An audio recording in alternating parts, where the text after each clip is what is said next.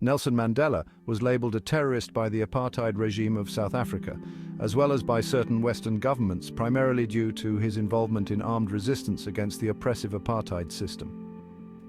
The apartheid government and its allies categorized Mandela and the African National Congress, or ANC, as threats to national security because they were fighting to end racial segregation, white minority rule, and systemic discrimination.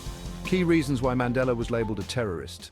In 1961, Mandela co-founded Umkhonto we Sizwe, also known as Spear of the Nation or MK, the armed wing of the ANC, in response to the apartheid government's brutal suppression of peaceful protests.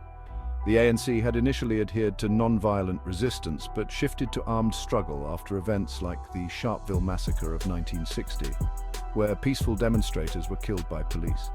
Mandela and MK engaged in acts of sabotage targeting government infrastructure to undermine the apartheid system, not civilians, but these acts were still deemed terrorist by the regime. The apartheid regime painted Mandela as a criminal and a terrorist to delegitimize the anti-apartheid movement. They justified their labeling of Mandela and other freedom fighters as terrorists by equating their acts of resistance with violence and crime, even though the apartheid system itself was violently oppressive.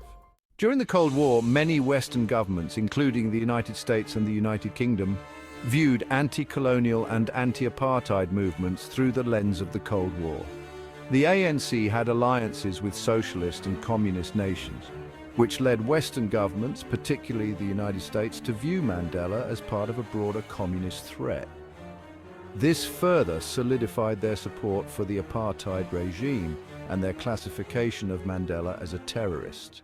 The United States government formally classified Mandela as a terrorist under its legal frameworks. In fact, Mandela remained on the US terrorist watch list until 2008, long after he had become a global icon for peace, having served as president of South Africa and receiving the Nobel Peace Prize.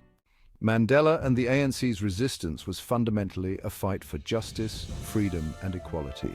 The apartheid regime was illegal under international law and violated basic human rights. The label of terrorist was applied to delegitimize their struggle and maintain the status quo of racial oppression. In hindsight, Mandela is now celebrated worldwide for his leadership in dismantling apartheid and promoting reconciliation.